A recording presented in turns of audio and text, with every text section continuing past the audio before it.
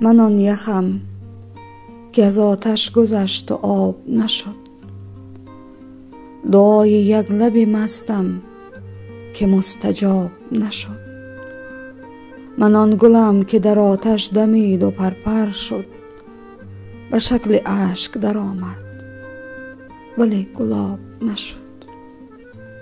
نه گل که خوشه انگور گور خود شده ای، که روی شاخه دلش خون شد و شراب نشد.